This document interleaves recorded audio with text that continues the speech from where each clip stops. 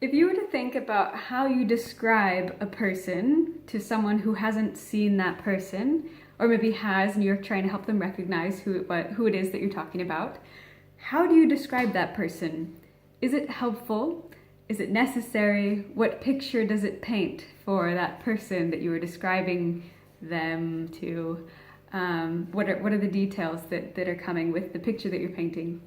So we're watching this show, Mr. Perfect and I, and Mr. Perfect is a white male, which means that he is living in a white male-dominated society and therefore uses language that is common to that society.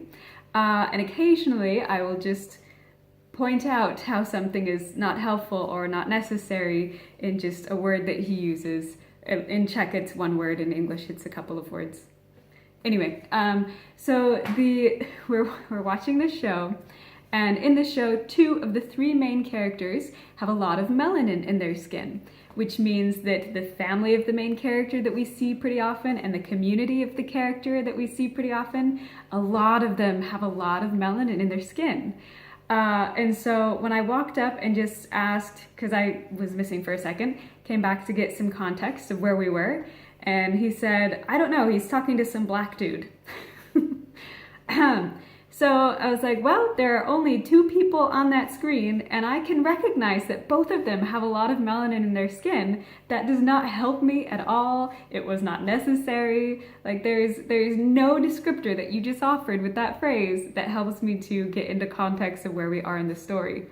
So I just laughed, and because my instant thought was, great, I'm just gonna start calling people white dude. And he's like, well, that's not helpful because here that's everybody except for a few people. But again, the context was there were 2 people on the screen and I asked about the one I didn't know.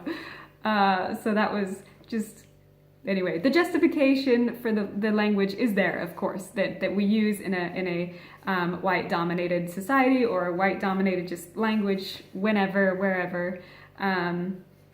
Which even that, like, nobody's actually white. We all have melanin in our skin. Well, most people do. There are some genetic anomalies. But in any case, what are your thoughts on language that is used to describe? Are there words in the language that you use that you would want to either remove or use differently? Or I'd like to hear your thoughts in the comments below if any of that made any sense. Thanks.